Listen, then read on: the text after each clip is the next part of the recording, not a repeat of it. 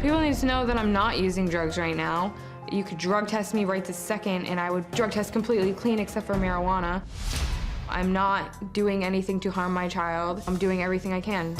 For people to sit there and degrade me and say that I'm a mom and all this other stuff, you know, it's not right, and they don't even know the situation.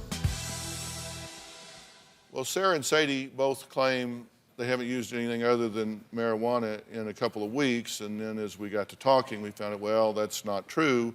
Since we got here. Since they've been here, they've used cocaine and marijuana as well.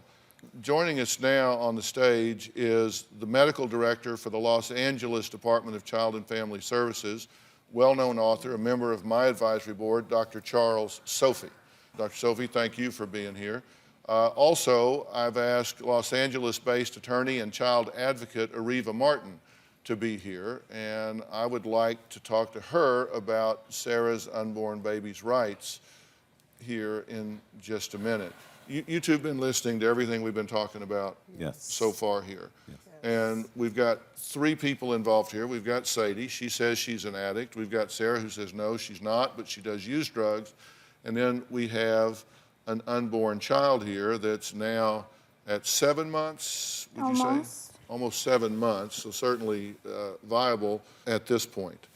Now, you know, there's a lot of history you may have missed that we talked about while you were gone that the two of you heard.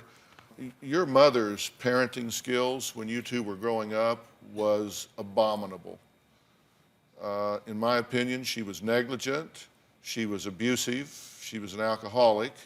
The stress that was placed on the two of you during that time, you probably don't even have an appreciation for how divergent that is from what you deserved to have. We saw stress signs in you at 2 years old, pulling your hair out, 5 years old, trying to jump out a window, drinking leftover alcohol, sitting around.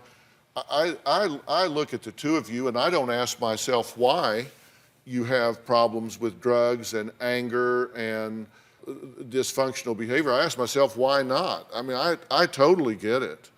I know why you are making the choices you're making, and there's nothing you can do to undo that now, but you can do the right thing now. So I get it. I get it. It isn't fair. You didn't get a fair shake when you were growing up. You didn't. I do know that using drugs of any sort is not okay when you're pregnant, but I am good friends with people that did use when they were pregnant, and their children are perfectly fine. They have no problems. That does not mean that I think that my son isn't gonna have any problems. He very well could, but it's not gonna change the fact that, like, I still am gonna love the shit out of him. And Dr. Sophie, I want to talk to you in a minute as the medical director of the largest Department of Child and Family Services unit in the entire United States. You are the medical director of that. I want to talk to you about that aspect of it in a minute. But first, I want to talk to you about this from a medical standpoint, because I think Sarah, in her mind, just because she doesn't know, I don't think she's trying to be hard-headed about it, I just think she doesn't get the ramifications of what she's doing on this unborn child. From a medical standpoint, what are the risks here? I mean, the earlier in the pregnancy that you insult that child with drugs, alcohol, whatever it is, you're risking the development of their spinal cord, their brain, their vital organs, kidney, liver, all that stuff. You have put from birth to at least the first trimester about 10 or 20 barriers in this kid's way already. We don't know what the ramifications are going to be. So, I mean, from a medical standpoint, every puff you do, every snort you take, you're adding another problem for that child. Do you get that? Yeah, I get that, and I didn't know that. This is not to scare you like we're just making noise. No, I know. You're killing and this I'm baby. not trying to make excuses. I'm not. This is a loop of babies that are born addicted. I want you to, everyone, just take a look at this. Look. These, You gotta look at it. You have to, Sarah. You have to feel it. Because that's what's going to make an impact for you. And I wish we could show her, Dr. Phil, women on floors in prison delivering babies. 'Cause that's a reality. Okay. Sarah, these babies shake. They're in withdrawal when they're born. They're craving their heroin. They can't suck. They can't eat. They get diarrhea. They vomit. They don't gain weight. They don't bond to you because they're too busy neurologically. There's so much noise going on for them. And then they have delays. Often they don't talk. They suffer from mental retardation. That's the reality of why I agreed to talk to you. Because I don't think any young woman with a clear view of what the risks were would make the decisions you're making. I think if you knew then what you know now. I would never want to do that to my baby. Okay, but so you've learned something here today, right? And I'm so sorry. Like, I cannot wait to tell. Like, and the fact is, it may not be too late, because what needs to happen at this point, and Dr. Sophie, help me out here, I don't want to get out of my lane, but what needs to happen at this point is a very different type of prenatal care, a very different regimen that could bolster this baby and close any gaps that may have happened. There are things that can be done remedially that can help this situation. And you know, your baby may be completely fine. We don't know. We need to know. You have a choice to make right now, and that is to voluntarily submit yourself to an inpatient program of care for you and your baby to find out where you are and deal with your drug use, with your anger, with your bitterness towards your mother, which is very understandable. I understand. I mean, you call her every name in the book. no, I don't. I don't call her every name in the book, actually. Well, you must have a different book than I do. What does she say to you? What does she call you?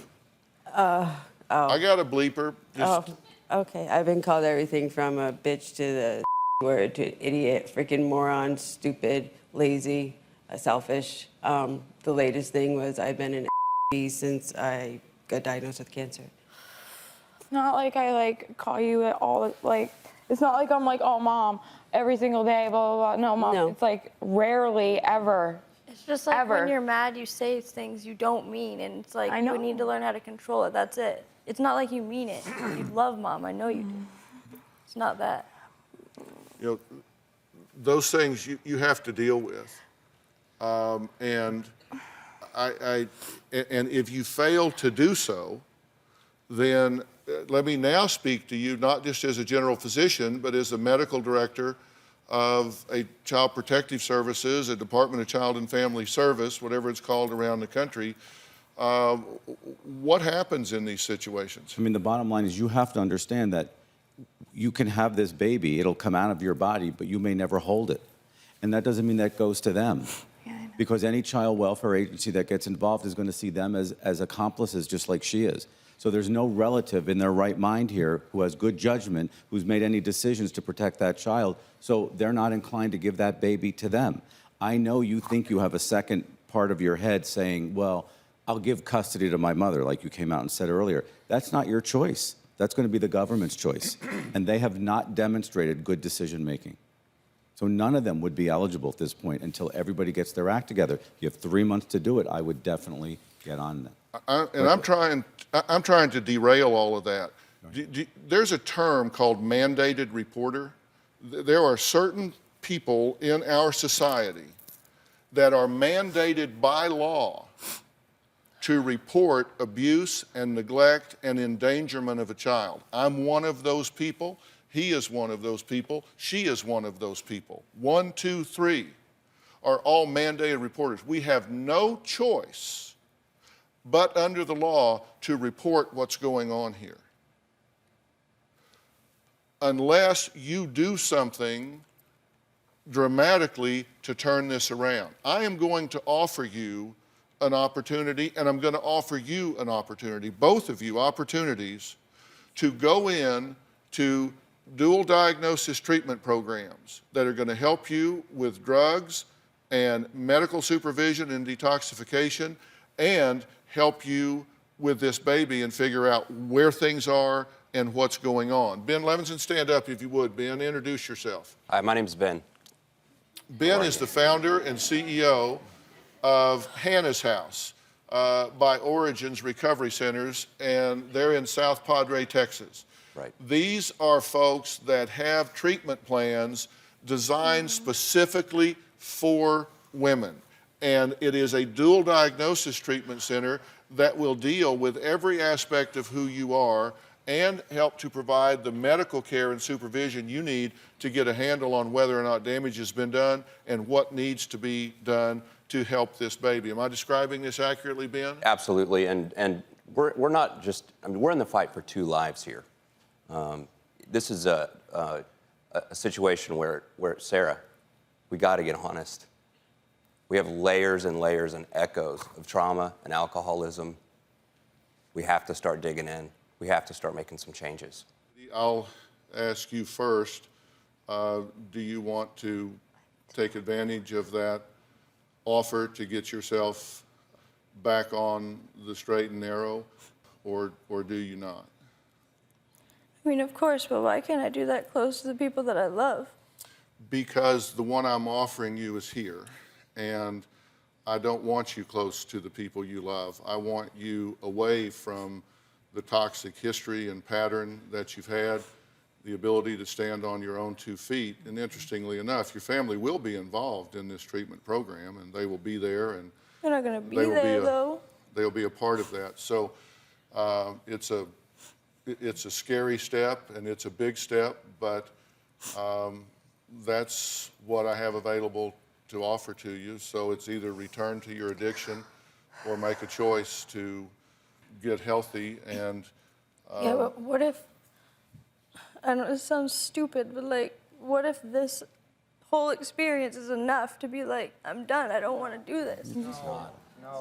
well, let me say, I've been doing this for 35 years, and I know 2 things. 1, this whole experience is not enough, and 2, I'm not going to talk you into it. I'm offering you a gift, and if you choose not to take it, Keith's not going to let you come home. You're sure not going back there.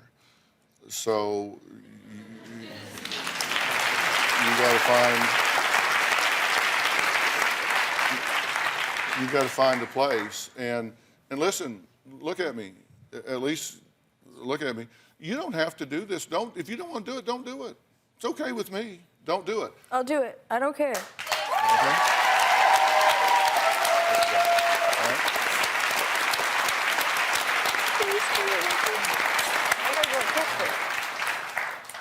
Okay? Listen, I know it's scary. I'm glad you made that decision. Sarah, I'm calling on the same decision from you. I mean, it's scary. Would it be for the rest of my pregnancy? Absolutely, for the rest of your pregnancy, Yeah, Sarah. well, Yeah. is that, Yeah, okay. so we have appointments with OBs in Texas set up immediately. We have a nurse here, an RN, to escort you back to Texas into the care of a whole team of physicians and clinicians. We have an OB on staff. For the last 3 months? Therapist. Sarah, you're in a women's only program surrounded by women who are all in recovery. The professionals are all expert in exactly what you need. And Sarah, we have a lot of work to do. This is an awesome day in your life. I know it's really uncomfortable, but you know what? It's also rather beautiful. Yes. Let's take a journey, Sarah. Do it. So far. It's just so far. Listen, I'm real uncomfortable begging somebody to save their own life. No, my it's- answer is like, yes, but I just wanted to know more.